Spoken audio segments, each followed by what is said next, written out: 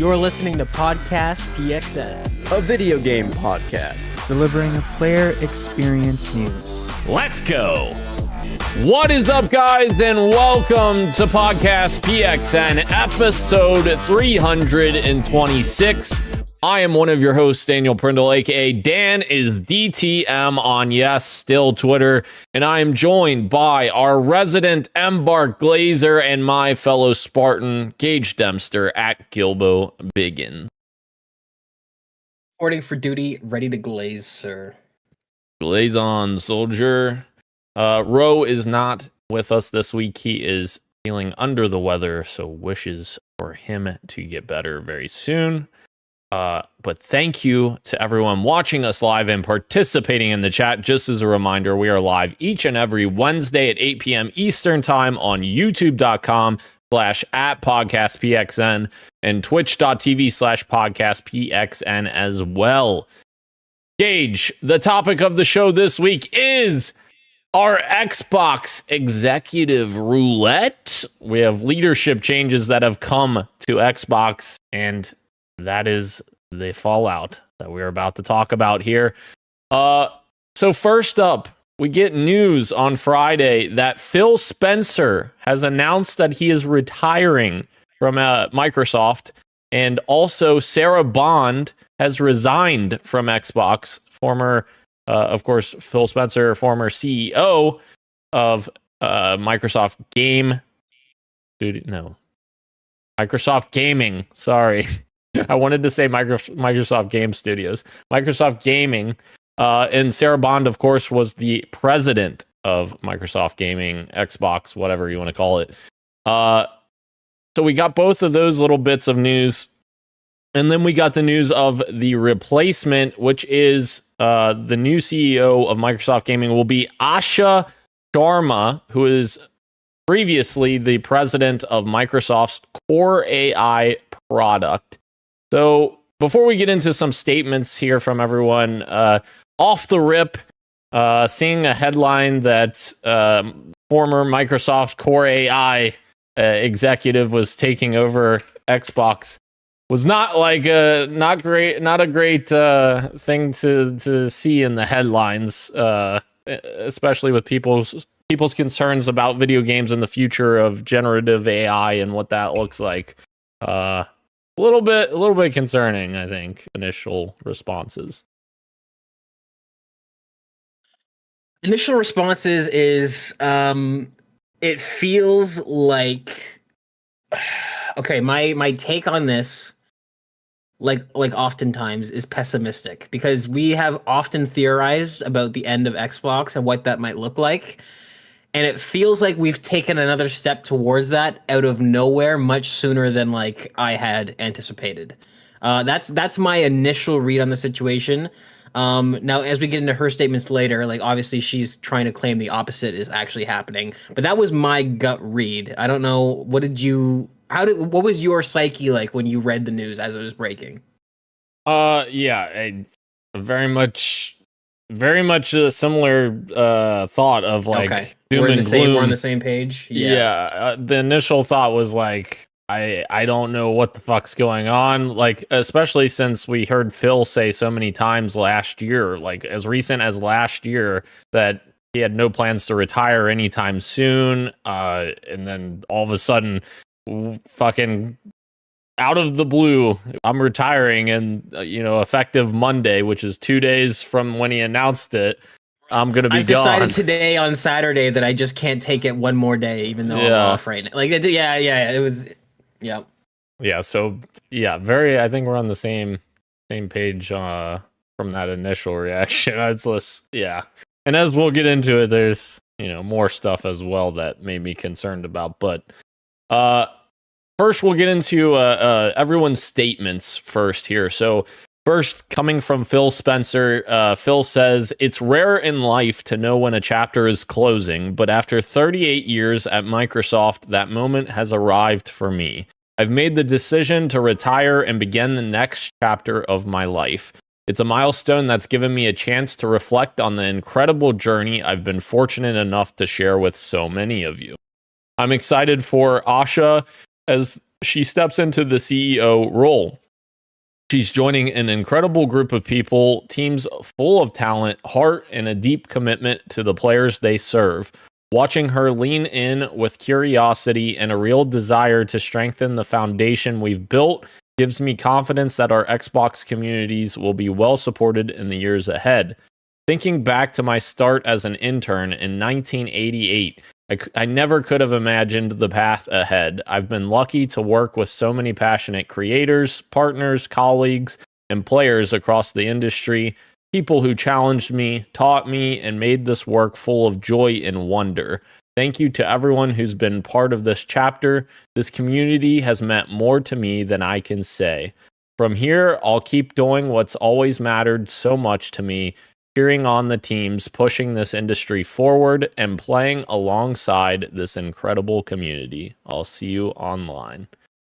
I think a lot of what Phil's saying, like, it rings very like genuine to me, and I personally, I've always felt like Phil's been a very genuine person. Like, he very much is openly a gamer, and you can see that as he's playing like video games on his Xbox account live with everyone. Like, I don't think that anyone could ever question Phil Spencer's love of games. You know, obviously people could question many of his decisions he's made or other things regarding Xbox, but like, in terms of this guy's passion for video games, like, that is one thing that I think Xbox will definitely miss from not having Phil there anymore, is that passion for video games.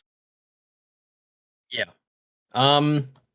Yeah, like you said, there's very, very few times do we have CEOs of major corporations that actually have some sort of vested interest in like the products and the hobby that that corporation serves or markets towards. And like you kind of said there, I can't say that all of that maybe necessarily always translates to better decisions being made, but it does at least give you a little bit of comfort knowing that this person is probably testing the products that are coming out. So like, I don't know. I don't think under Phil Spencer Xbox games could ever get as bad as they possibly could, because he would be there, you know, that he would be there playing them, and if it was too crazy, then hopefully it would stop there. But I mean, I don't know when the good time is to talk about Phil's time with Xbox. I guess maybe later. I'm looking at the document now. Yeah, I mean, a fine statement. Yeah, okay, I'm seeing you update the document now.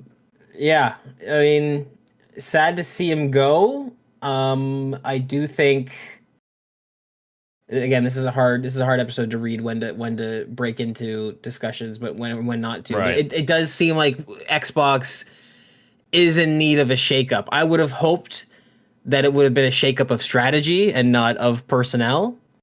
I do think that there's a lot of criticisms to give Xbox lately. But I don't know. It's a fine statement. It does seem.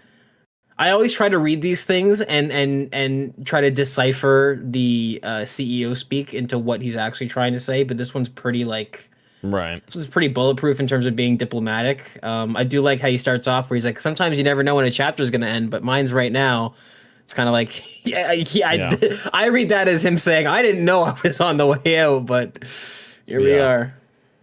Yeah, and I think for me, like what's always been neat about Phil's journey is seeing that he started as an intern at Microsoft and worked his way all the way up. It wasn't that he was a big name that Satya Nadella was like, yeah, you're CEO now, which is kind of what he did with his replacement. But I think that definitely says something about what kind of person Phil is versus someone that's just being brought in because they are already a very successful CEO at a big, Fortune 500 company or something. Like, I think, regardless of whether or not, which we'll talk about later, whether or not Phil had a successful run at Xbox or not. I think that is such a cool thing that you start at a company at literally the lowest of the lows and you make it all the way to the very top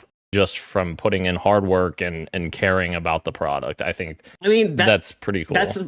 That's supposed to be the American dream, right? Like that's it right there. And you're right. Like if nothing else, he is at least hopefully not the last, but he is absolutely a CEO from an era where merit could get you to the top, as opposed to just what seems to happen a lot nowadays, which is just CEOs swapping CEOs from one company to another, and everybody just kind of stays at the top. Whereas Phil, like you said, earned his way to the top, which is yes, impressive, and also kind of like let's try and get back to that. Let's try and have a little more of that. Yeah, agreed. So with that being said, a lot of people were surprised that Sarah Bond was not named his replacement, as she's kind of been positioned to be that without being said specifically, but like she's been the head person right there next to Phil in every step of the way, basically. So it was surprising to see that she had announced that she resigned, which I imagine the reason for that was because she was told that she's not getting this job. But she also has a statement here that she posted on her LinkedIn account that is actually, it's more pointed at her team that she worked with. This was a memo she sent out, but she also posted it on LinkedIn. She says, "Hi team, I know there's a lot of news to take in today. I'm incredibly proud of what we've built together over the past 8+ years. PC and cloud gaming are growing faster than ever. Our next console is well underway, and together we've helped lay the foundation for a more open gaming platform that spans devices and reaches players around the world. When we announced our intention to acquire Activision Blizzard in 2022, I committed to helping lead Xbox through what would be a critical period of change. Over the past 4 years, we've navigated that moment together and positioned the business for what comes next." I have words about this. "We took on some of the biggest challenges this organization has ever faced and did it as one team. With that, I've decided this is the right time for me to take my next step, both personally and professionally. We're living through a transformative technological era that will shape the next generation of our industry, and I'm energized by what's ahead. This moment also presents a unique opportunity for fresh eyes and new leadership to guide the team into its next chapter. I've had the privilege of spending time with Asha over the last few weeks, and as we've planned for this transition, and I've seen firsthand her deep commitment to our players, developers, and brand. She brings deep technology and commerce experience along with a strong track record of building and scaling platforms that the world uses. Xbox deserves this. I'm excited to see her lead this next chapter for our team. I'll remain on as a special advisor to Asha to help ensure a smooth transition and set the organization up for continued success. I want to thank Phil for his mentorship and friendship over the years. He's been a consistent champion of this business and the people who make it what it is. And I've learned a great deal from the way he leads through both opportunity and challenge. I'm grateful for his trust and support throughout my time on the team. I also want to thank Satya for his sponsorship and support throughout my time at Microsoft. As I prepare to sign off, I've been reflecting on 3 simple questions I've tried to use to guide my days.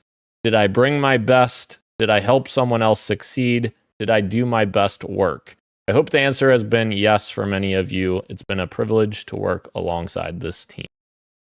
I think the second half of that statement was definitely a much more genuine response, but that first fucking half was like, holy shit, this is like a corporate person fucking just laying out all the details. I don't know. Right. Very, very by the books. Very script is the wrong word, but kind of like just textbook response. And I think especially lately, the last several events that we've seen Sarah talk at, in like that, she had was that round table, I think. I can't remember what event that was at, but people were like, what the fuck is she saying? Like, she's saying some really off the wall things. Right. I remember that when people were asking her like not like pointed questions, but pretty direct questions, and then she would just come back with the most. I remember that. Yeah, I did not like that at all. Yeah. And the first half of this statement is very much the same as that. Yes. Yeah, and I that possibly could be why she didn't get the promotion, because it seems like, I don't know that she would have been a good pick based on, what she had kind of been leading Xbox towards, which we'll talk about here as well.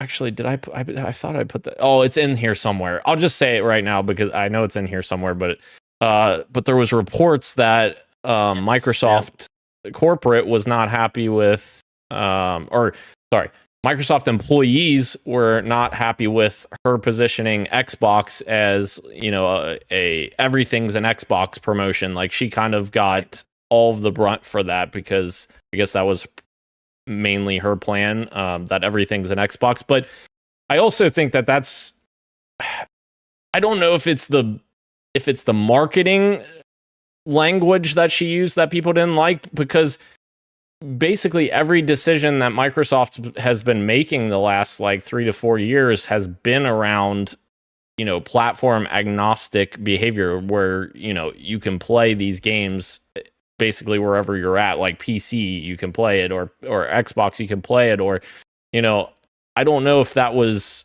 so maybe it was just like, was it just the language people didn't like in that marketing? Here's my theory. My theory is that, and I read the same report that you did. I think it was maybe it was Tom Warren, or it was Windows Central. It was Jez Horton. It was one of those guys that's in the Xbox sphere that had that report. Here's my read on it, which I'm not, saying is the correct one, but this is what my gut tells me, is that a lot of senior people in Xbox, because you said corporate and then corrected to employees, but we should say that, like, from the report, I think it was talking about like high level employees, so not like CEOs, but like people that are in the that are, I don't think they're just talking about like studio hands. I think they're talking about like white collar employees at Xbox. But either way, my read was that some people probably thought, this is a gaming company, this is a console business, and here's this woman. Woman doesn't matter. Here's this person doing a whole campaign about how you don't actually need any of that stuff, which, like, if you're trying to think of, like, the far future, which by the way, this ties into her statement, which she references this in the second half. If you're trying to think of it from like a future perspective of, we're never going to need consoles anyways, let's start the boat now. That's a double-edged sword, because then for the people that are making consoles, right, for the entire divisions of Microsoft who come in and have a passion for designing gaming consoles, you're going out and you're turning on ads for your own company saying how actually you don't really need it that much. Your TV's a console too. That was my read on how that might have been unpopular in the Microsoft executive sort of field. Which I totally get, right? Because I think Christian also didn't really jive with that. I also didn't really jive with the whole everything's an Xbox thing. I get it. I understand what they're going for. And I get that cloud gaming can offer a lot to people that maybe don't have access to those things. But the problem that I think happened is that started becoming like the main push, as opposed to like, hey, if you don't like, all these great things we're doing in the console space, then also, by the way, you can also do cloud gaming. The roles were reversed, right? So that's my theory. That is my theory on that. Yeah, I did pull up. It is from Tom Warren's report. I just went ahead and pulled that up since we were talking about it. And so there's multiple things that had happened. So 6 months after Sarah Bond got promoted, Xbox executive Kareem Chowdhury, who reported directly to Bond, departed Microsoft and triggered another shakeup of some teams inside Xbox at the time. Chowdhury was key to Xbox's backward compatibility support and helped bring Xbox Cloud Gaming to life as xCloud in 2019. Just weeks after Chowdhury departed, former Xbox Chief Marketing Officer Jared West also left Microsoft in June of 2024. That meant the Xbox marketing team was now reporting directly to Sarah Bond. A month later, Microsoft delivered the marketing campaign that signaled that you don't have to buy an Xbox console anymore. So that does make sense. Why, obviously things are being pointed at her because she took it over, and then they put out that campaign. So, and it also probably doesn't look good when your big idea at the Xbox company is to go, actually everything's an Xbox, you don't need a console, and then they're getting the statements every quarter like, oh, Xbox console sales down quarter after quarter, month after month. I could see how this all lines up into a storm where she thinks that she's doing the work of the future. This what this reminds me of? This reminds me of what's the is it Don Matrick? Who am I thinking of? Don Matrick. Look, you can stream TV on your Xbox and you can do all this and all that. Now, he was right. We were headed in that direction, but you were way too soon and people were not ready for it. And this kind of feels the same. Do you want an offline console? We have a console for you, the Xbox 360. Which his famous line right there. Oh my god. Fucking Matrick. Oh. Also on this report here, most of the current and former Xbox employees that Tom spoke to in recent days are relieved that Bond is leaving Microsoft. He's heard from multiple sources that Bond has been tough to work with and built a team structure that meant if you didn't follow the vision or questioned it, you were out. Most have praised her ability to strike partnerships with companies and developers, though. Yeah. It doesn't seem great from Xbox employees that are speaking to Tom about that. So that is a little bit concerning, but yeah. Sarah Bond, she's gone. She's gone. Now the part is it more concerning to be with the devil that you know, or is it more concerning to be with the devil you don't know? Which leads us to our next story. Yeah, exactly. Great segue. So new CEO Asha Sharma has a statement that she published on X, the everything app. No, it's Twitter. It's fucking Twitter. She had a very short post that says, "Today I begin my role as CEO of Xbox. Here are my 3 commitments. Number 1, great games. Number 2, the return of Xbox. Number 3, the future of play." That's it. That's her statement. But with that statement coming out, we then got a ton more information surrounding her and more clarifications and everything else. So she also said that they have no interest in making soulless AI slop. She says, as monetization and AI evolve and influence this future, we will not chase short-term efficiency or flood our ecosystem with soulless AI slop. Games are and always will be art, crafted by humans and created with the most innovative technology provided by us. She also goes on to say that she has no tolerance for bad AI, and says AI has long been part of gaming and will continue to be, but great stories are created by humans. So a bit of a mixed message there, but first half of that's really good. Yeah. But what we have to wait to find out is, does that mean she has a really good idea of where to go, or does that mean she has a really good PR team? That's true, yeah. That's true. So not to cut you off, I do not like she did this thing that I think I talked about maybe on this podcast before.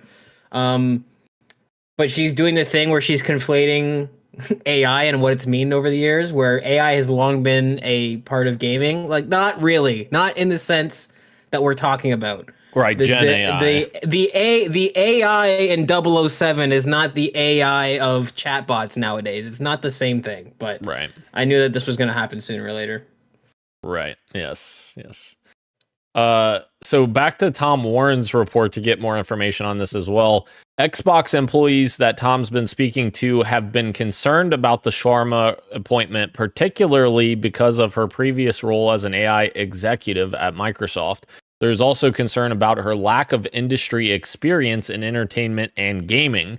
Sharma has been clear she's not a gamer and has spent the weekend responding to people on X and even taking game recommendations.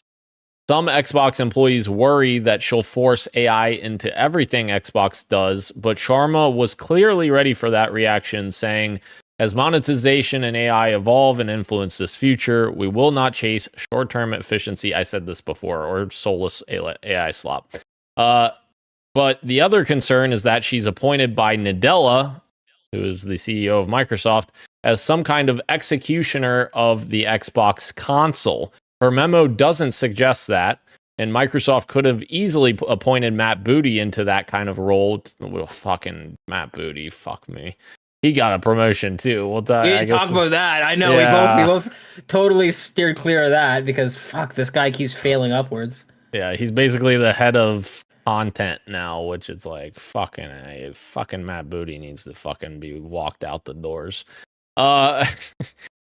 Anyways, so they could have appointed Matt Booty into that kind of role to push game publishing instead of the Xbox console. And Tom gets the impression from sources that Microsoft wants a turnaround and is worried about losing Xbox as it's one of its only remaining successful consumer brands.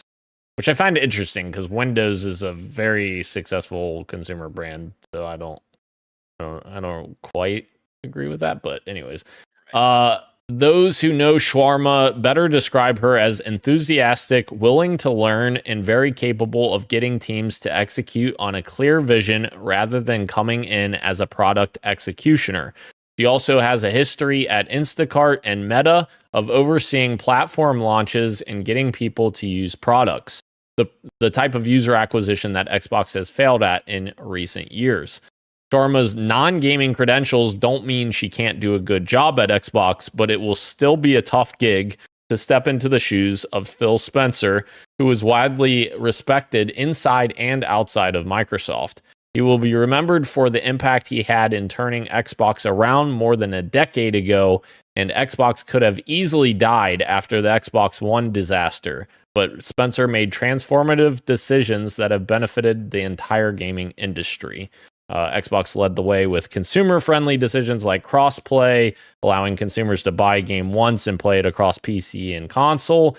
And also under Spencer's watch, Game Pass has forced competitors to offer similar subscription services, and also backwards compatibility, which they don't put in here, but also another huge thing that Phil kind of led the charge on.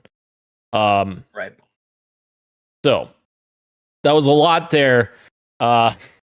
So I think a lot of what she said in that those initial responses were positive if she's telling the truth. It's just we don't know right now. Like we're kind of like. Well, go ahead. Sorry, go ahead. Okay. We don't really know where this is going to lead us. But like everything she said up to this point, there's more here that we have to talk about that I have opposite opinions on, that I don't feel good about.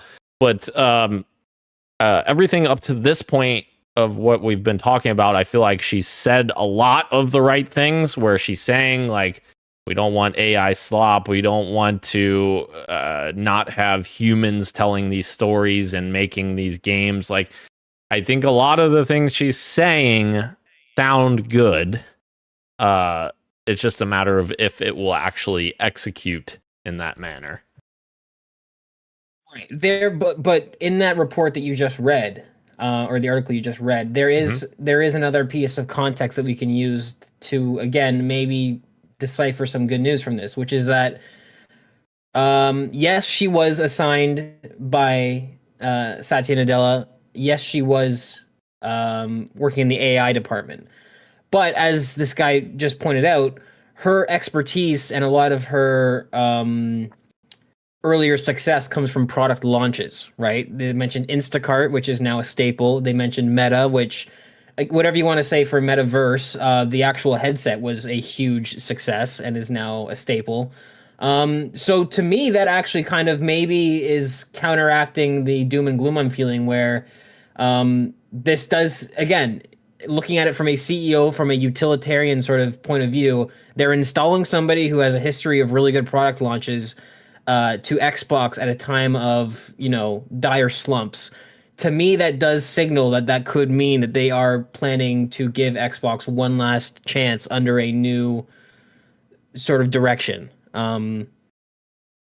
In terms of what she's saying, yeah, I mean, we already talked about that. Where it's like, if it means nothing, then it's just good PR.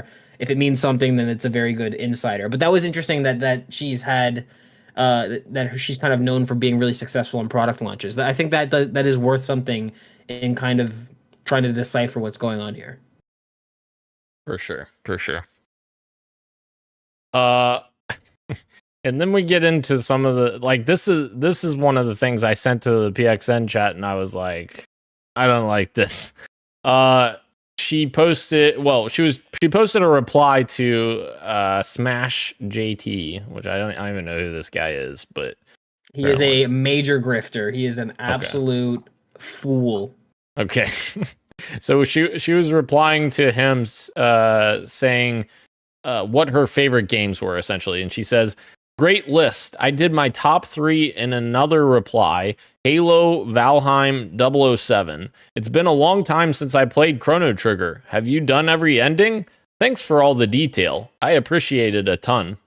It's like, I read that and I was like, is this fucking ChatGPT? Because it, like, that, especially that last part, it read very much like ChatGPT.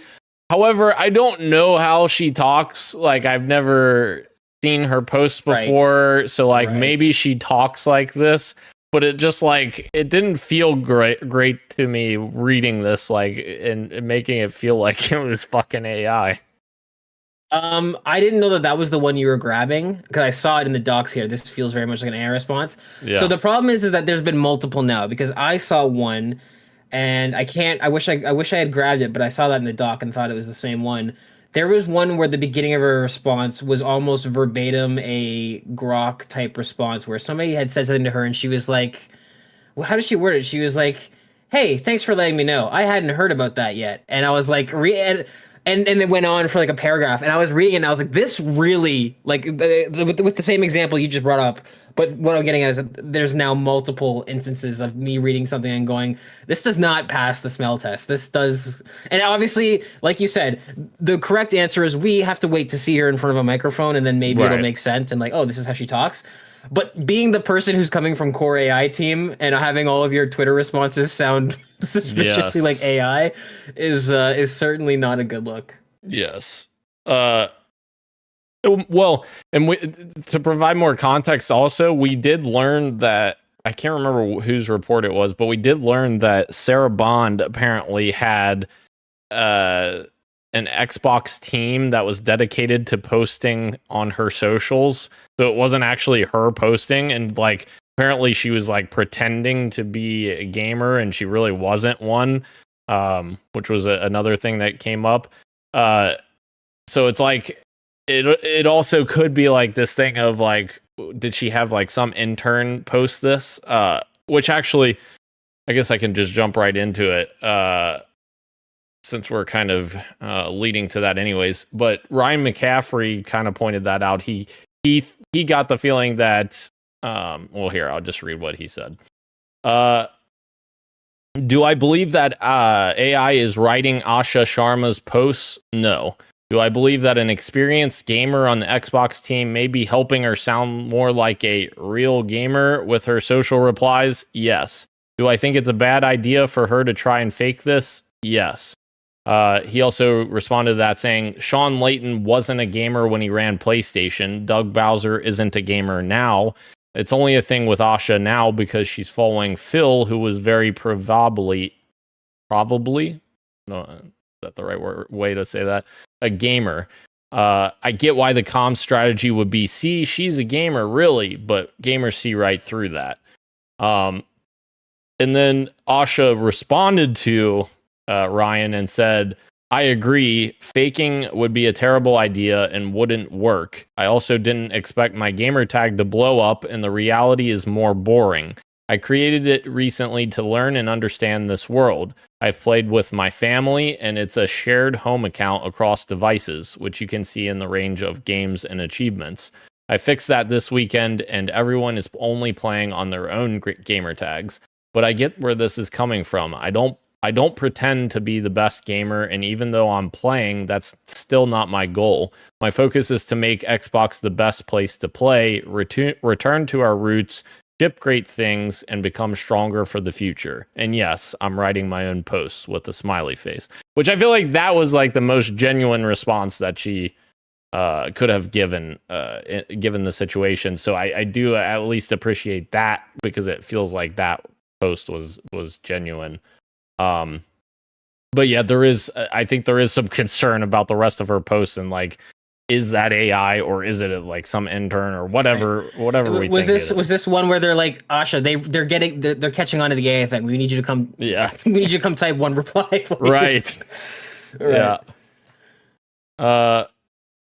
And then she also had some final remarks on Phil's time with Xbox, which I thought I'd read here.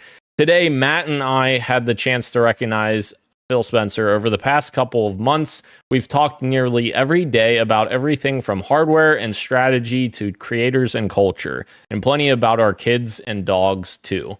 Those conversations gave me a front row seat to what so many of you have known for decades. Phil is a remarkable leader, but even more than that, he's a deeply remarkable human being. When he took over at Xbox in 2014, it was a pivotal moment. He pushed for backward compatibility because players asked for it. He helped bring Xbox One X to life. He created Game Pass, and through it all, he recentered our decisions around players and creators. A lot of careers get summed up by milestones. Phil's impact shows up in stories, in the creators who felt safe taking risks, in the teams who did the best work of their lives because someone believed in them, and in players across generations who felt like Xbox was theirs. I'll always remember this day. I'm proud to be part of Team Xbox. Now our journey begins. Which once again, I appreciated this post too, because it seemed like she's an actual human being talking about Phil's kids and dogs. And I know Phil's talked about his daughters numerous times on different shows, and it's just cool to see that kind of side of people, because these are people at the end of the day. It's just, we're hopeful that they're going to help build Xbox into what could be a better brand and better for gamers, rather than, flush it down the toilet. Yep. I agree. So we're kind of jumping around a little bit, but it's like there's so much here. We also got a little bit of a interesting comment from original co-founder of Xbox and console designer Seamus Blackley, who expects, quote, Xbox, like a lot of businesses that aren't the core AI business, is being sunsetted. They don't say that, but that's what's happening. I expect that the new CEO, Asha Sharma, her job is going to be as a palliative care doctor who slides Xbox gently into the night. It would have been shocking if they had somebody in there in a meaningful role who was passionate about games, passionate about the creator-driven business of games, because it would be in direct conflict with everything else Microsoft is doing. Microsoft is a company that is now about enabling its customers by enabling AI to drive things. That's at odds with the auteur model of any art, but specifically of games.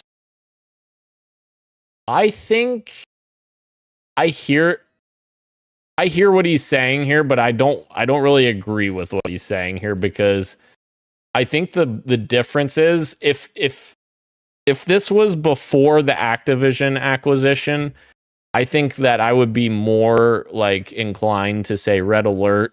Like there's major concern here. Like I could see where he's coming from when he's saying this. But after the Activision acquisition, the gaming segment of Microsoft actually represents a much more significant portion than it ever has before. Like it's I want to say Microsoft Gaming takes up like 7 to 9% of Microsoft, something like that. How much of total Microsoft? Yeah, 7 to 9% is what they represent now, which back in the day before Activision was acquired, that probably would have been less than 1%. Like, right? Like that would have been a tax write-off if they close Xbox. But now it's like, right. I feel like they can't just say like, yeah, we're closing down Microsoft Gaming or Xbox, whatever you want to call it, overnight. Like, could it happen, years and years from now? Yeah, I could see that possibly happening. But like in the short term, like next 5 to 10 years, I don't see it happening because of the Activision factor. Like there's just too much money there at the moment. But if that money starts drying up, then Daddy Microsoft's probably going to be coming down and saying, all right, we need to reevaluate this. I half agree with you and I half disagree. It depends on what he's talking about when he says Xbox. Because when we talk about Xbox, there is now almost like two different entities that exist within one, which is there is Xbox the platform and there is Xbox the publisher. Because they've purchased Activision, I totally agree with you. Xbox the publisher is not going anywhere, but I wonder if I'm trying to be charitable to this guy, because again, his reaction was my initial reaction when all this broke, right? Like as we said, my gut reaction was this is not good. So if he's meaning like her job is to shut down the hardware division of Xbox and transition this into Microsoft Windows Gaming or whatever, which becomes a giant publisher house, that I don't think is totally out of the ballpark. I think you're right. There's no shot that Xbox in its entirety, they're not just going to let that $70 billion go to waste. But I think there is an angle where I can see what he's getting at if I'm reading the subtext correctly, which is that he's talking about the platform and the hardware, which I think is still on. I think that's still on the board. It's still in the game. I'd like to believe it's not possible. Like I said, with her history of launching products, hopefully she's here for a relaunch of the brand. But I totally, dude, with everything that happens in our timeline, in our universe right now, I think it's unfortunately well within the realm of possibility that we see this next Xbox be the last physical hardware. Again, assuming things don't turn around, because Xbox has been on a very much downwards trajectory. And then we see them slink into sort of like a publisher role, like EA, where they don't have where Xbox becomes 4 to 5% of Microsoft, and they totally cut the whole R&D and all of the hardware and all that stuff. So I don't know. I could see it from both sides. Yeah, and maybe he meant it by the hardware specifically, because I just skimmed it real quick while you were talking again, and it's not really clear what exactly he's talking about. It is kind of vague. Yeah. So maybe he's talking about the hardware, which if he is talking about the hardware specifically, then yeah, I agree, because like, I mean, that's been Microsoft's plan this entire time, basically, anyways, right? Like their plan has been to basically become a PC anyways, and just have you play on PC and, play wherever you want to play. I think the question is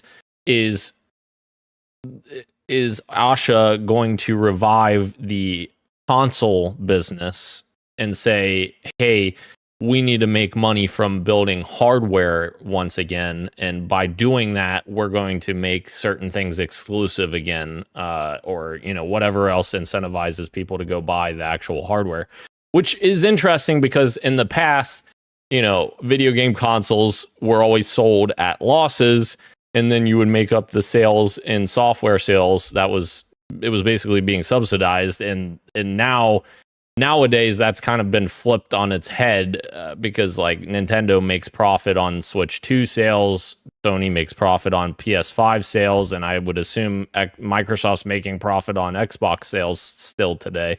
And So it's like it's a completely different structure than what the video game industry used to be back in the day, where they were just trying to push people to buy software in order to make up for the hardware losses. So yeah, it is interesting, very interesting. Yeah, Jez Gordon also, as you had pointed out before, Jez Gordon also had a big interview that he had with Asha and also new CCO Matt Booty on Xbox's future, their commitment to studios and Asha's Xbox philosophy. So there's a lot added to that as well. I don't even think I can cover everything that Jez went over there, but I mean, it's really a lot of the same things that they were saying already, rejecting AI created games, preserving Xbox Game Studios culture, building the next 25 years of Xbox and what that looks like.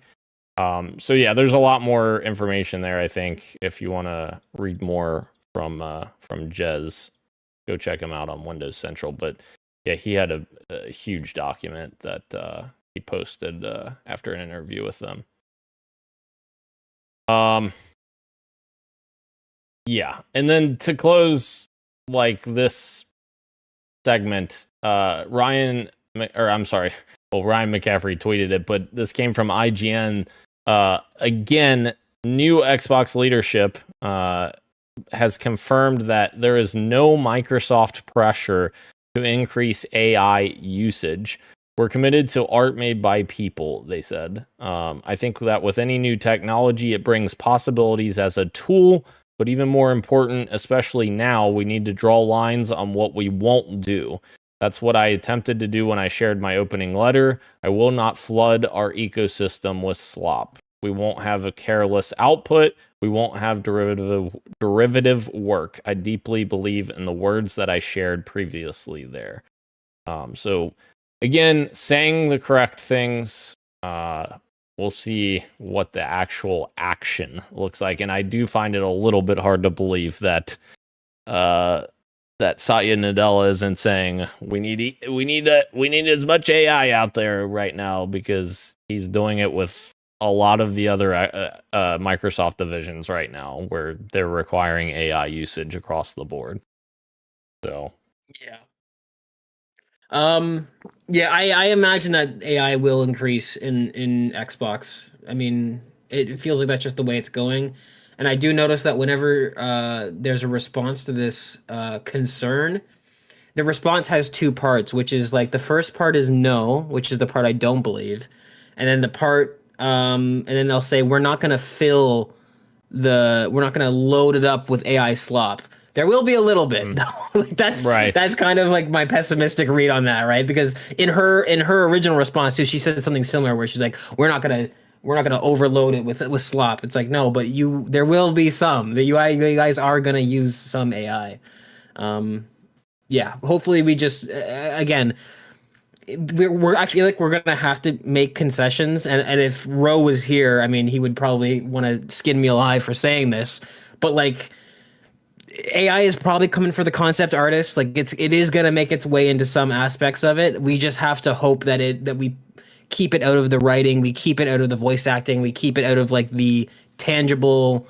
Again, there's no way to. I'm not saying that concept artists aren't incredible. I own lots of concept art books from movies and games and TV shows that I love, and I hate that it's happening. But I'm just saying that there's gonna be some aspect that like it's coming. It is definitely coming, and I guess I'm just saying that I hope it stays out of the most critical aspects of gaming, which sounds cruel and callous, but I promise that's not how I mean it.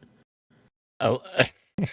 I love how when you said that Ro might skin you alive if he was here, as soon as you said that, I was looking at our stream and realized that I fucking had Ro's name on your fucking picture. Gosh damn it. So Ro's been here the whole time. You've been Ro. I am Ro, and I actually approve of that message. I understand what he's trying to say, regardless of how it might come across. Thanks, Ro. Whoopsies. I fixed it now. It's fine. It's fine. Okay. So so we're gonna have a couple more things here, and then we'll get out of the topic of the show. So Greg Miller also has chimed in, claiming that Phil's retirement was not planned. Greg said specifically, "I've been past something that again reiterates to me, I'm not going to read it. This was not planned." Don't know where Greg's getting that info. Don't know what, don't know the context. Don't know anything. But it is interesting to see that that he's saying that somebody passed him this, and essentially confirming what we were already suspicious of. Like, why did this just randomly come out of nowhere? That Phil maybe wasn't, planning to retire, but maybe they're like, yeah, hey Phil, you need to retire. Maybe I should have made that clear at the top of the show, but when I said that, he had made the statement over the weekend that Monday he's done, I don't think he did retire on his own accord. That is my opinion, yes. So whether Greg has actual sources, which he probably, again, even though he's not a game developer, when you're in the industry this long and have this much sway, like, I'm sure that he has absolutely made friends and probably does have sources. He could just be riding the wave of like, oh yeah, obviously, duh, but no, I do think that Phil Spencer was forced out and that he was absolutely not planning to retire over last weekend. Right. Yeah. We agree on that for sure. I don't think. Yeah, everything that lined up with Phil's announcement or Phil's podcast appearances last year, where he was like, "Yeah, I'm not ready to retire anytime soon," and then all of a sudden, a year later, he's retiring. And it's like, I don't know. This is weird. Yeah. And I hope I also say that out loud, and I'm like, I hope that it wasn't something like, medical related, like maybe because maybe it wasn't planned, but maybe there was a medical thing that happened. Not to speculate, that's obviously speculating, but like hopefully nothing like that happened where he was forced by other means, but as well, obviously any kind of forcing would be bad. But yes. So you would rather that he got fired than be terminally ill, and I respect that. I understand. Yes. I respect that and agree. Yes. Right.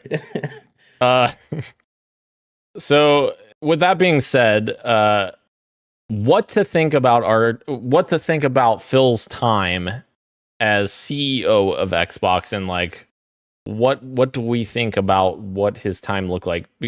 I'll just start here. It's going to be real quick. I'm not going to go on forever about this, but I truly think that Phil had the best intentions. I don't think that Phil made all of the right choices. I do think that he made many of those choices under pressure from the higher ups, including his boss Satya Nadella. I think that he was in a very tricky position, especially at the end of his career, when he had so much pressure on and Big Daddy Microsoft, and much of that is on one of his decisions, which was that he took the acquisition of Activision to Satya and said, "Hey, I want to do this." Like, that's a big moment, because now you're like this massive. Well, not massive, but you're a much bigger portion of Microsoft than what you were before because of that massive acquisition. So therefore, more responsibility, more ownership, and that kind of stuff. But like, what I will say is, like, the beginning of Phil's tenure as CEO, he saved Xbox from a near fucking disaster of a fire, which was Xbox One. And that was Don Matrick's doing. Don Matrick fucking just lit a match and walked away. And, Phil's the one that took Kinect out from being required with Xbox One. Phil led the team to create new hardware in the Xbox One S and One X, despite maybe me not necessarily loving the names One S, One X. I think those consoles were absolutely fucking incredible. Like, the fact that we got the smallest Xbox ever when the Xbox One S came out, and then when the X came out, it was also the smallest console ever. It got even smaller, yet way more powerful, is like an insane engineering feat. The Xbox One X is like one of my favorite designed consoles ever. Like, it's an incredibly designed console, especially compared next to the original Xbox One, which is just a disgusting, like, rock. So like, yes, I think Phil had ups and downs. I think Phil cared about what he was doing. But ultimately he did pretty much save Xbox from dying significantly sooner than maybe it will now. I don't know. Guess we'll see on that. I'm gonna be a little bit more cheeky with my response, which is that there's a saying from a movie that Dan loves called "You either die a hero or you live long enough to see yourself become the villain." Phil Spencer did not become a villain, but he did go from an S tier CEO that single-handedly reversed course on so many bad decisions and did steer Xbox out of turbulent waters into a clearing, but then unfortunately, almost certainly unintentionally, steered them right back into different turbulent waters. That is kind of like, I mean, it's unfortunate because like he did do so much to save the brand, and there is so much to give him credit for. And I don't think Xbox's current state removes any of that. It's just there's both. He did very, very good things. I would say like, I mean, the good he did for Xbox is it is very remarkable. There's lots of CEOs that take the helm of a company and aren't able to keep things going in a positive direction. That is much more common. So the fact that Phil Spencer, in his later years ended up doing that, that's not exceptionally bad of him to do. It is exceptionally good of him to save the brand like he did, which he absolutely did do. He totally turned it around. But I do think that like the Activision acquisition, maybe if we look back, in 4 years and Xbox no longer exists, that might be like sort of like a nail in the coffin moment, right? Like that was a huge gamble. I don't think it paid off. So he did, yeah. I think that he possibly might have done more damage than he intended to in his later years. But yeah, I mean, Phil Spencer, what he did for backwards compatibility alone, like he pretty much, like you said, he didn't create it. He wasn't sitting behind a desk coding it. Right. But him deciding to put resources towards that has kind of had a ripple effect in the industry. And as somebody who loves old school gaming and consistently plays 360 games, Glenn in the chat, Glenn, who watches at home, loves playing his 360 games, loves booting up his Conviction. I mean, that's a huge thing in and of itself. And that's something that maybe has that even paid off for them, right? Has the amount of money and R&D they put into that, right, have they really gotten their monies back from that? Maybe not, which unfortunately might be from the CEO's from his boss's point of view, might be another reason why he's gone. But for us, that is such a gift to give us, right? Because that is so consumer friendly. So yeah, I am definitely going to remember a lot of the positive things that Phil Spencer did. And I think he did some really, really great things. But it'll be interesting to see, looking back in 2 or 3 years, to see how this all unfolds, because unfortunately I think there will be a lot of ripple effects from his decisions, both good and bad. Yeah. And like we have a lot to thank Phil for, but backwards compatibility, you're right, is a huge thing, because without backwards compatibility, we would have never known that Dan was the best Splinter Cell agent that there ever was. Glenn gets shit on. All right. Glenn's in the chat. Sorry, Glenn's in the chat saying, "Oh yeah, baby," meaning that he is confirming that you are in fact the Splinter Cell champion, which is a crazy thing for Glenn to admit. I never would have thought I saw the day of Glenn admitting that, but here he is. Here he is in the chat. Boom. He was probably responding to something else, and that was just bad timing. But you know what? I'll take the dub. That's another one. You should not have said any of that, and you should have just let the rage bait simmer. Yeah, that's true. Yeah, he's already raging. He's typing away right now. He is. Okay. Let's close out the topic of the show with, what do we have to look forward to / be concerned with Asha? I'm just going to talk about what to look forward to with her, because I feel like I've already talked about all of my concerns with her, and I have a lot of them. I think one possible bright spot or thing to look forward to about her is maybe a fresh perspective on what is happening at Xbox and seeing if a different approach changes anything for how Xbox is viewed both in a consumer lens and in a developer lens, because a lot of developers aren't even making games for Xbox anymore. And I think that's maybe partially because of their lack of support for the hardware and hardware sales dipping quite a bit. But also it's just like the brand itself seemingly is on a downward path, and hopefully she can make some decisions to reclaim some of that good faith, and maybe we get an announcement for a new console this year that maybe reinvigorates and re-energizes that excitement. Oh my God, Glenn. Glenn said, "You're lucky Emma's here. I have so many mean words to say." You're exactly right. That was responding to something else. Oh my God. You should have just said nothing and just let it. Yeah, I should just let it play cook. out. You're too pure of spirit. In terms of what are we looking forward to? Yeah, I mean, like I said with my little theory crafting earlier, which is kind of similar to what you're saying.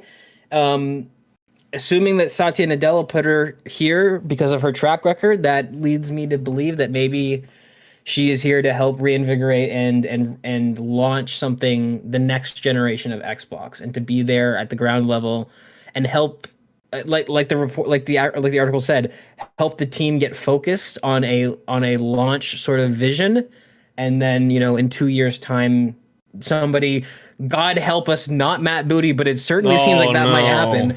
Somebody else takes over the lead for the long term, and she's just here to sort of launch the next era of Xbox. So I mean, I don't know. We'll see what the future holds, but fingers crossed. That is what all of this means, and I would love an announcement this year if the next Xbox is coming in 2027. If it's not coming out until 2029, like PS6, then I can just don't announce it too early. Just right, wait. But. And also just throw Matt Booty into a locked room and throw away the key. Anyways, that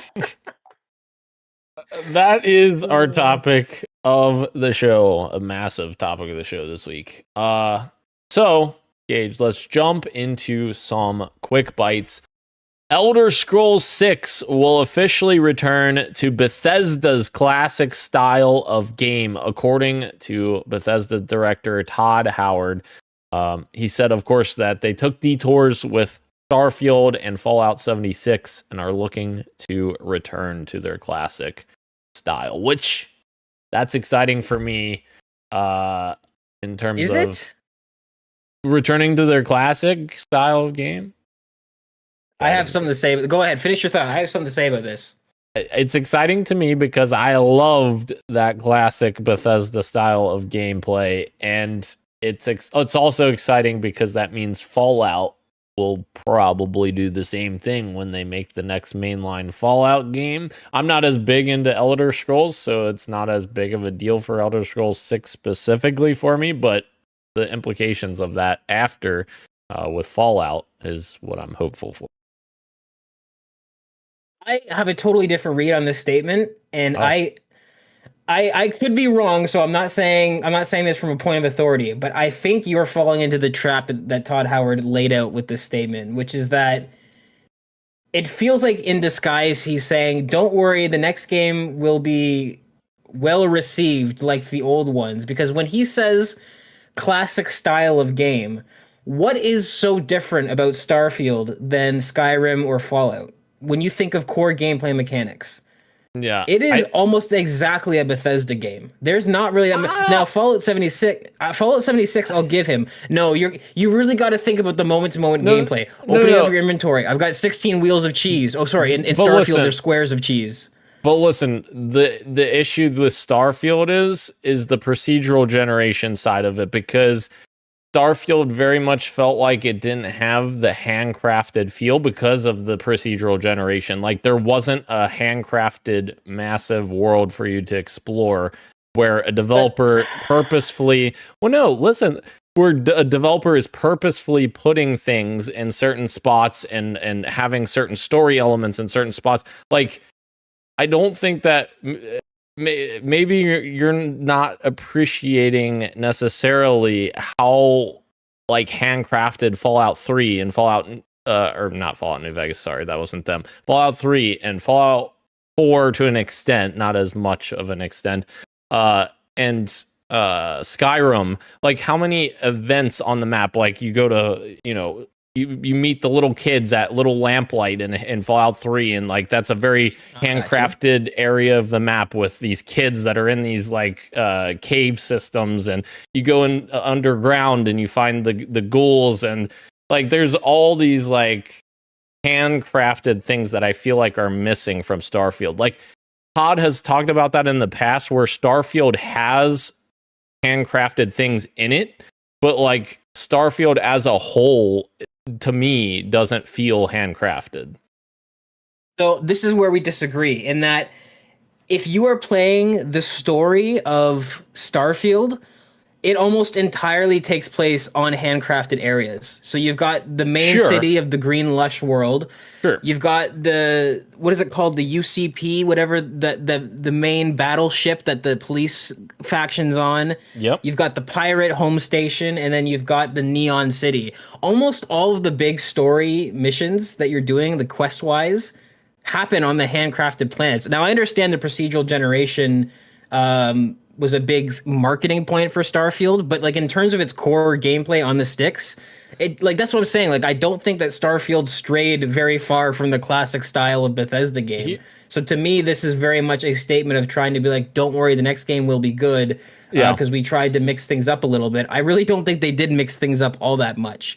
I didn't. How much time did you spend exploring barren planets? I spent almost no time doing it in Starfield. Yeah.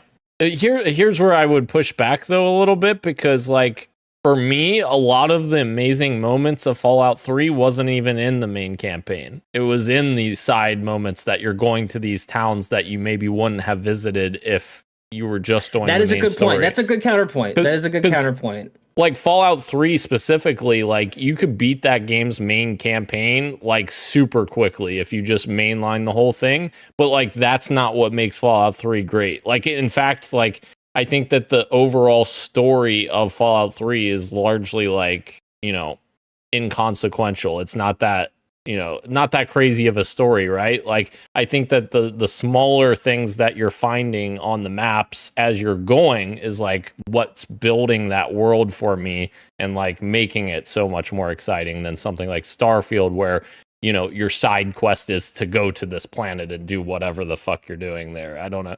I don't know. It's maybe a little bit of hopium mixed in there, but like also like the acknowledgement that I don't think that Starfield is necessarily the same. My worry is that Starfield, for all of its faults, like the shipbuilding was like the coolest thing, and that was a big new addition to the classic Bethesda formula. So when I read this, I'm saying my worry is like, is this going to be a handcrafted Elder Scrolls game, but with no big swings, like no big shipbuilding feature or no big something, because they're so scared of the reception of Starfield. That's my worry. Now you might be right, and they might be mostly talking about the procedural element to it, which in my mind, when I think back on Starfield, I barely even think about. So that could be my own misreading of it. I hope you're right, but I was definitely worried when I read this. I thought that meant that they're just gonna do the Bethesda thing of like, well, what worked 10 years ago is good enough, which they need, like, they need something, right? They need, and this is the thing, the one new thing that they did with Starfield is probably the standout thing. Like, I don't remember anybody complaining about the shipbuilding. I mean, there were some limitations on it that people didn't like, but I thought like a lot of people were like sharing their creations, and people were making Pelicans from Halo and like, the Normandy from Mass Effect. So I think that they do need something. They need an X factor with Elder Scrolls 6. But no, I hope your read on it is true, which is that they're just going back to handcrafted, which I would have to imagine that they would be.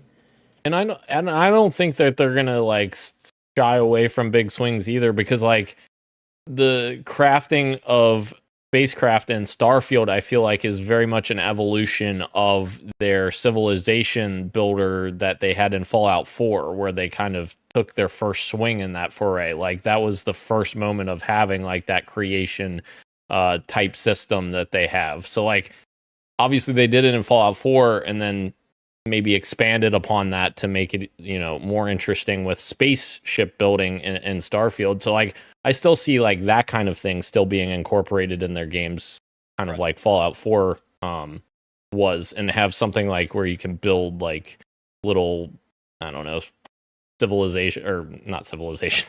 Not entire civilization. We're not building civilization. Yeah, I know what you mean, like bases. What is it? City, like city management almost. Yeah, exactly. And so I could see that in Elder Scrolls to kind of continue. There was a name for it in Fallout. What is it? Because they almost certainly refer to it like internally as that. What was the word? It's not city. Oh, settlements. That's what it was. Settlements. Yes, you're right. Yeah. Yes. An evolution of that for sure.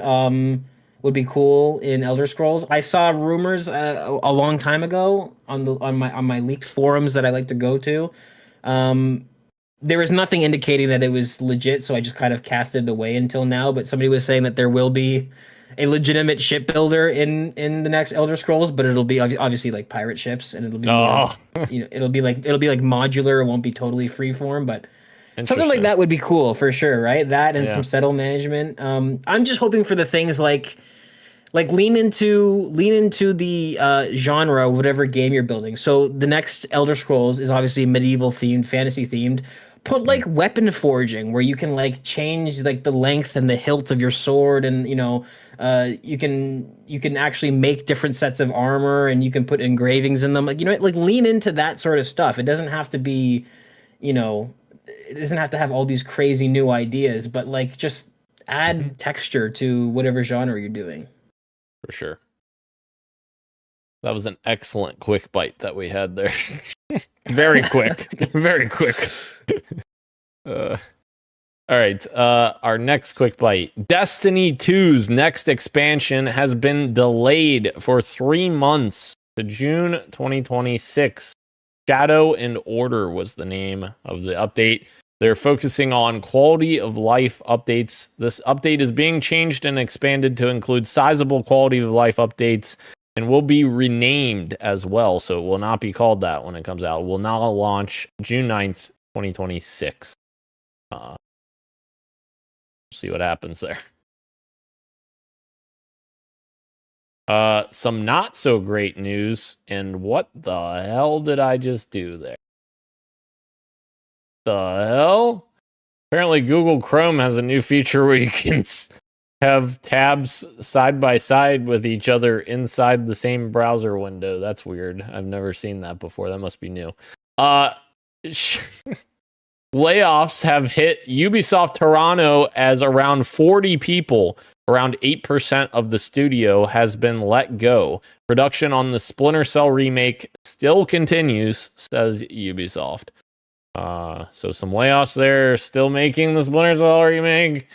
Not great for the people affected, but hopefully this fucking game comes out. I love the idea of Ubisoft, which has become a company that is so mismanaged, where they're sitting there with this iconic and deeply loved franchise about a stealth espionage spy thriller, going like, what should this game be? I just don't get it. Which, like, when was this announced? Was this like announced in like 2020? It was a long time ago. I want to say maybe I want to say 2021 at the latest. Yeah. It was December 2021. It was announced. Like, what are we doing here? What do we do? All we've seen is the logo with the goggles. Like, you guys really do not understand your own IP. That, like, what's going on? And again, this almost certainly is not the developers. I'm sure that they have, like, again, this is, you guys have done things like The Division. You know what I mean? Like, there is talent at Ubisoft still. Right. The idea that leadership just can't come together under what a Splinter Cell game is supposed to be is crazy. I mean, maybe this is probably frowned upon advice, especially in the corporate world, but start poaching some Capcom employees. Like, it's really not that hard. It's really not that hard to do a really good remake. I promise you. You just have to know what the IP is. That's all you have to know. I'm ready for the Ubisoft Renaissance. We got the Capcom Renaissance. We're still living in the Capcom Renaissance. The Capcom Renaissance has yet to end, No. and Ubisoft has yet to begin. Our next quick bite. Bluepoint Games is officially being shut down by Sony. A lot of people very surprised about this, as Sony just acquired the studio 5 years ago and hasn't made anything since they were acquired. They released Demon's Souls remake at the launch of PS5. Or wait, was Demon's Souls the launch or Shadow of the Colossus? I don't know. But they made Shadow of the Colossus and Demon's Souls remakes, and they have now been shut down. Unfortunate for one of the industry's best teams at making remakes. Both were extremely well received critically. I don't know what the sales were like. I mean, they're both niche games and niche genres, so you can't obviously expect that much, but the Demon's Souls like visually looks incredible, and I know that there are a lot of people really excited with that. And this is a very strange move. This is a Matt Booty-esque move, actually, now that we're talking about it. Yeah, not great. Not great at all. And seemingly it was probably because of their live service game. They were the ones making the live service God of War game, right? And that got canceled. Which it's like, sure, but that wasn't even was that their decision. their idea? Were they passionate about doing a live service God of War game? Right. You know what I mean? That's what I'm saying. Yeah, they're Sony shutting them down, and it wasn't even them that wanted to do that. Yeah. Right. I don't know. Pokemon fans out there are eating. Bro, you're out there somewhere. You're eating. Pokemon Fire Red and Leaf Green is coming to the Nintendo Switch on February 27th, which is just 2 days away on Friday. Very exciting. We've already seen it listed on the eShop. $19.99 for both versions of the game. And yes, it is a Nintendo game, so if you want to own both of them, you must pay $19.99 for both of them. Because it's Nintendo.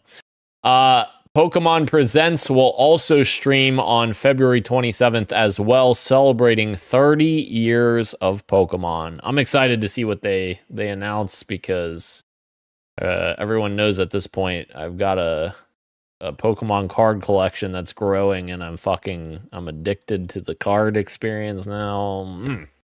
Okay. Let's get some cool, like, 30th anniversary art. Some cards. Right. Sick. Upcoming Ubisoft projects have been detailed here. Jeff Keighley posted here in a new interview with Variety. Ubisoft CEO Yves Guillemot says that the company has 2 new Far Cry games in development. Why? I don't know. Several Assassin's Creed games in development with both single player and multiplayer experiences. Yay.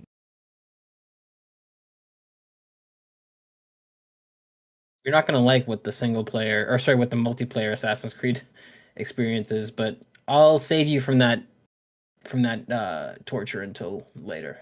Here's the thing. You say that, but I loved the fucking Assassin's Creed multiplayer that was like blending in and shit. I loved that so fucking I know, which much. is why I will save you from the torture of what this project actually is. Wait, you know more details? I do. I think we've talked about it on the show like a year ago, and then you've probably rightfully blocked it from your memory because you couldn't believe it to be true. Oh, you're talking about the hub, right? The hub? The Fall Guys, Assassin's Creed parkour game that they're doing.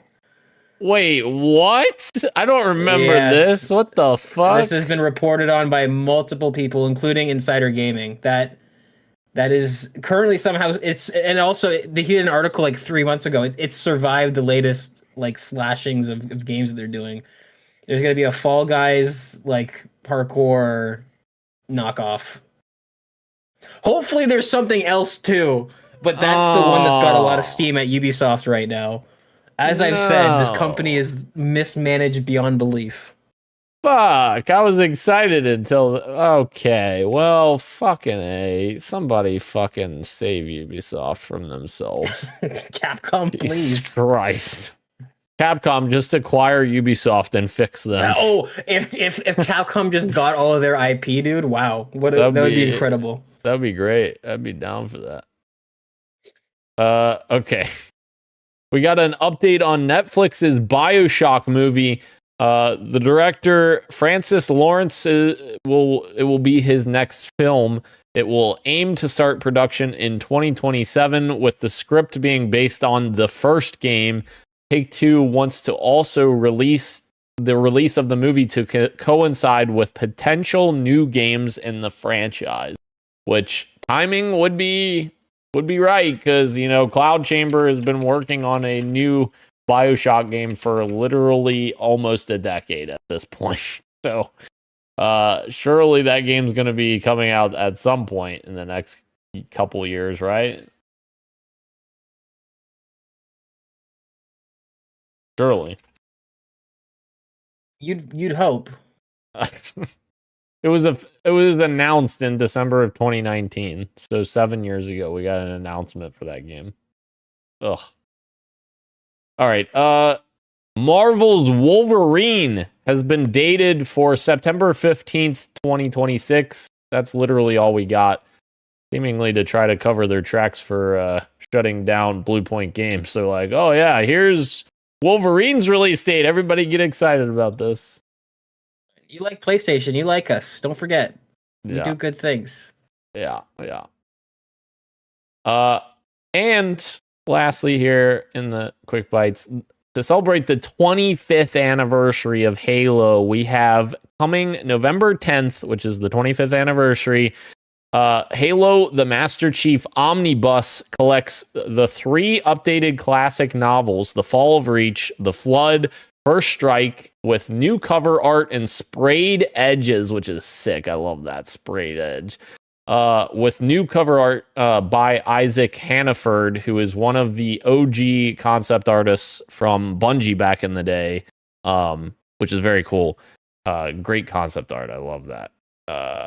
And interesting, the date timing of this. It makes me wonder if Halo Campaign Evolved was gonna originally come out on that day, but now Microsoft's having like cold feet because of a game called GTA 6 that might release around there. Right. Anyways. All right. Moving into Fantasy Critic check-in gauge. Let's see if anybody had any new pickups for the week for 2026. February 21st, we have one pickup here, and that is, oh, wow. Oh. Somebody seeing his updated scores, no doubt. No, I'm seeing this pickup by Christian. Magpie 512 has acquired the game Marathon with a bid of $3. I think he may regret that. I think so too. Marathon is out on March 5th, so very soon. Christian has drafted it for his team. We'll see how that pans out for him. I don't know, Chief. I don't know. Also, we have one game update since last week, and that is Resident Evil Requiem, which is out on Friday for Halo is Evolved publisher, which is my publisher, and it is sitting at an 89 on OpenCritic right now, giving me 19 points. Let's go, Capcom Renaissance. Let's go. 89 points. Incredible. 89 score, sorry. 19 points, yeah. 19 points. Incredible. All right, so that puts us at an update of last place is now Christian with 0 points, 0 games released. Third place is me with 19 points with just 1 game released, Resident Evil Requiem, of course. And then we have UncRaider.gov, Gage's team, that is in second place with 31 points with just 2 games released. And then in first place right now, our reigning loser, and that is Roe. He lost completely last year. He was in fourth place last year, but now he's in first for now. But he has 4 games already released for only 37 points. That's going to be... He's going to need to recover a little bit. Yeah, that's tough. Our upcoming releases, Resident Evil Requiem on February 27th. That's Friday. That's me. We have Marathon March 5th for Christian's team. He just picked them up. Gage has Monster Hunter Stories 3 Twisted Reflection coming out on March 13th. And that is all of our games through March. We got a big April coming up, though. I'm excited to go over those. We'll go over those soon. All right. That's our Fantasy Critic check-in. Gage, let's jump into what you got for me. Dan, what you got for me? Well, Dan, good news for you. I have still been playing Arc Raiders. I have not stopped playing Arc Raiders. We had a hell of a run last night. Me, you, and Christian squatted up for quite a few matches last night and had some successes. We got into the Red Room, and that was a fucking hellish hellscape. But yeah, we had a lot of fun. A lot of good raids, a lot of laughs, a lot of craziness too. Also, I told you guys about this already, but the fucking electromagnetic storm, when I went into that yesterday before we squatted up, I went in right before the hurricane event, and apparently it fucking just dials up because I saw more lightning than I've ever seen in my entire life in that game combined in that one match. Like, that was absolutely insane. I don't even know, maybe that was a bug, but like, it was literally nonstop lightning. I was scared for my life there. But what else did we play? We played something else on Steam. Oh, did we play Rust? We did. We played Rust. We did play Rust. So back, if anyone has listened to the podcast from day one, when I was with Sean doing the podcast, I did a lot of Rust raids back then. I talked about it a lot back then. What Arc Raiders is now was basically Rust back then for me. So it was kind of fun to jump back in with the lads, even if the lads didn't enjoy it. I enjoyed it. It was fun. This is the problem, is that I want to enjoy a game like that, but I would love it more if it wasn't. Which I understand. This is how this game is not for me, right? Because if they catered to me, then everybody else that's put thousands of hours into it, like, you would hate it. But like the mechanics and stuff in that game, I want a more long-term version of that. I want like a PvE server kind of like experience where you're building bases and doing stuff. Yeah. But for the okay, we're getting invaded. We're getting word from Christian. Wait, are you guys recording right now? Of course. We what are. time is Yeah. it? Oh. Sorry, I'm leaving school. No, please go ahead, please. I had nothing to say. I thought you guys were just chatting, so I'll keep going about your little base building. Incredible. Yeah, no, like I said, it's fun. It's just I can't. Something about the session based just doesn't work for me. I will say though, Rust has one of the best night times in a game with a day-night cycle. I wish more games, especially games that are supposed to be horror or even maybe like action based, had the balls to do what Rust does, which is like, yeah, nighttime's actually dark and you need a light source to see. Yeah. There's no gamma scrubbing, there's none of that. Like, it is pitch black and it's very cool vibes. It's also very scary. It's also very Yes. scary when people are raiding you, because back when I played it a lot, like fucking when people were raiding in the middle of the pitch black, it was terrifying because you didn't know where anyone just hear was. feet pitter pattering outside your base. Like, yeah, that sounds awesome. Yeah. That sounds great. Did you talk about the moment when we rage quit? Oh yeah. We got stuck in a mine. We were exploring together. I forgot about this. We got stuck in a mine that had almost like a chained up level of platforming to get out of this mine, and we just could not do it. We could not do it. We quit. We also played Lort. Dan, what are your thoughts on Lort? Lort was a game. It was a game. That is an accurate. That is. Yeah, that is what it is. is.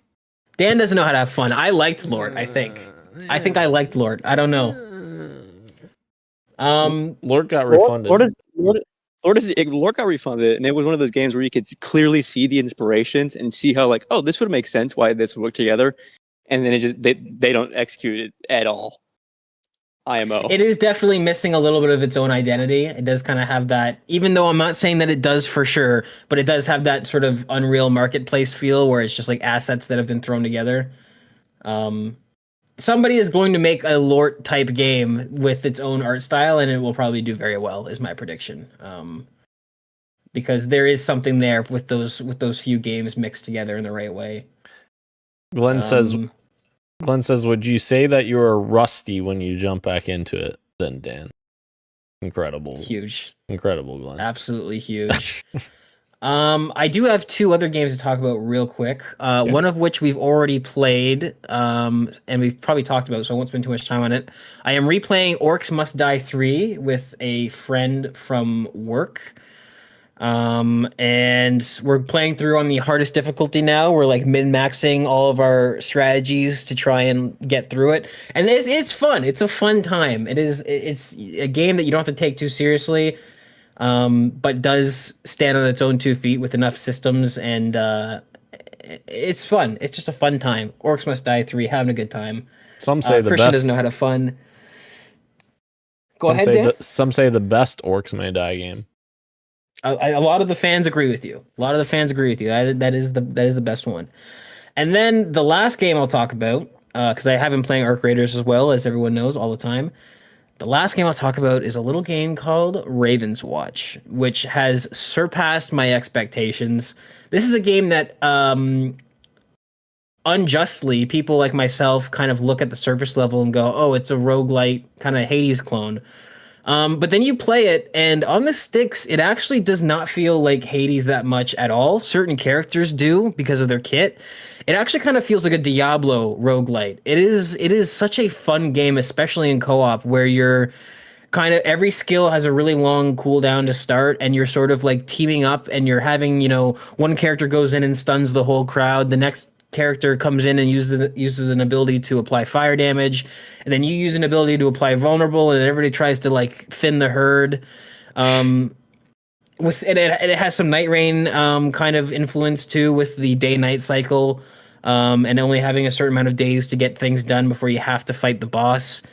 Very, very fun, very polished. Tons of characters that each have like 6 or 7 skills that all feel really unique. Everything has its own animations, its own like special effects. There's not a lot of copy and paste in this game. Really, really pleasantly surprised with Raven's Watch. I'm having a ball playing it, and I cannot wait to jump back in. Hell yeah. I'm going to tell my story from last night. Uh-oh. I went to put my PC in sleep mode, and I accidentally, apparently, booted up Vampire Crawlers, the Steam Next Fest demo, and had it on entirely overnight while I slept. So I played 10.5 hours of that game. You played? Wait, you play? Yeah, I was gonna say played with an asterisk. He played it like Asha played Xbox for sure. Oh God. Sure. I just turned it on and walked away. Right. Oh, Jesus. Oh. Anything else, Hey, here's Christian? a question. Yeah, here's a question for you guys for the subsequent casts or whatever. Is Arc Raiders steering away from PvP? I feel like the most engaged I've been with that game has been entirely around when we go into like different maps searching for PvP fights. Everything else is like solid. It's good. Not as tight as the PvP. Not as much fun as the PvP, I should say. Something to think about. Yeah, I don't know. This is the thing, right? With how taken everybody is with this game, it's hard to forget that it is still kind of new. Like, it's been out for 3 months. I don't think that they've done enough to kind of steer it in either direction. I hope that they don't continue to only do... Because so far, like, I see what you mean. Like, they had the shared watch event, which is kind of premised around teaming up together and attacking the Ark. But we've only had 2 limited events like that. So like I feel like it hasn't. I don't think it's solidified in one way or the other. I would like to see them, as we've talked about off air. I would like to see them give more opportunity for either trials or something to give PvP its time in the limelight. Like I don't think they've done that yet, but they certainly, if they keep doing stuff like this, it will feel like that, and I think that will be a detriment, absolutely, because the combat and the shooting is like the best part of this game, and when you really have to put that in overdrive is when you are fighting other players. So of course that's when the game shines, right? I want to say one more thing, but I want to hear what Dan has to say first. Yeah, I think that there's not one size fits all for this game, because like there's so many different players that are playing this game so many different ways, and like how the matchmaking works, it kind of gears you towards whatever you're wanting to do. So like if you're wanting to be PvP only, you can absolutely do that, and you're going to be put into PvP lobbies. But if you just want to kill Ark, you can just go into Ark lobbies just by being friendly and not shooting anyone and that kind of stuff. So like I think it's interesting because they're kind of in a position where they have to try to support both, and try to do it in a way that feels good to play. And one thing I will say, we didn't talk about the update. I kind of forgot about it, but I did see some people talking about the new Ark, and I kind of agree with them to an extent, that the 2 new Ark that are in the game, the Firefly and the Comet, feel way too similar to what's already there. Like the Firefly is basically the same thing as a fireball, except it's an aerial version of it. And the Comet is basically the same thing as a pop, except it's bigger. Like, I think there's maybe an opportunity for them to be a little bit more unique in what new Ark they can create.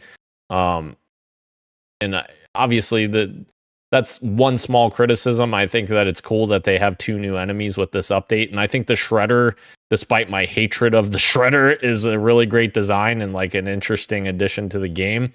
And I think it's much more interesting than like the 2 new Ark that we got currently. Yeah, there is. Go ahead. No, the whole reason why I brought this up is because Ark just had their, I wouldn't call it the big update, but they had their like sizable monthly update, right? There's a content drop with the map condition, the new Ark, and a couple of like small things to like keep you focused, right? Or not focused, to keep you invested in the game. And we checked out most of it, right? We're not doing the seasonal stuff yet because we're waiting for the wipe and then doing that after so we can get the perks for our next raider. And like, after playing the Hurricane, I thought like, yeah, this is cool, but I'm having way more fun just booting up into Stella, just doing PvP, which is what I could have been doing for months anyway, and what we have been doing. And that's not to say I'm not having fun with the game, but like the content drops that are coming are just like not as, it's not pushing me to be as invested in the game as what I'm already doing, is what I guess I'm trying to say.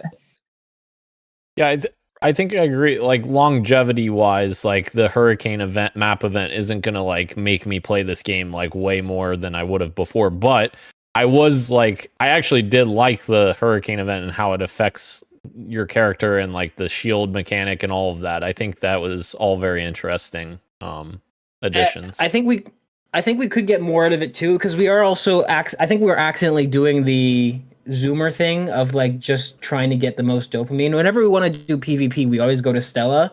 We should be kind of engaging with the systems and being like, right, let's do PvP, but let's do it on a Hurricane on Bird City or Berry City. Bird City. And let's try and work around that. Let's try and work around the Hurricane, right? Let's do PvP, but let's do it on Electric Storm on Bluegate. Like we do kind of resort to the same thing, which is I think is maybe giving us a little bit of a biased objective, because I bet you do have to think about the Hurricane a lot more if you're going in there and just going from fight to fight with players. I'm realizing it's also end of season, so like if it were beginning of season, we'd be doing more stuff with like, yeah, I have a key for Dam, and let's go do it on We've Hurricane. got quests that we want to level up, right? Yeah. Well, and like Stella gives such a instant gratification type feel because like it's so small and confined that you can easily find fights and jump into fights. Whereas like some of the bigger maps, you may walk around for a while and not find anyone, or you may spawn pretty close to someone. It's like you just never know on the bigger maps. So that I think maybe that's probably part of why we always seem to go into Stella's, because we have that instant gratification of getting into PvP fights. All right. Well then, gents. Thank you again to everyone joining us live on YouTube and Twitch, as well as podcast services everywhere, including Apple Podcasts, YouTube Music, Spotify, and everywhere else you get your podcasts. Thank you, Gage. Thank you, Christian, as well, for joining us here at the end. Ro will return. I am Daniel, and this has been Podcast PXN, and we are out. Much love, and keep on gaming. Adios.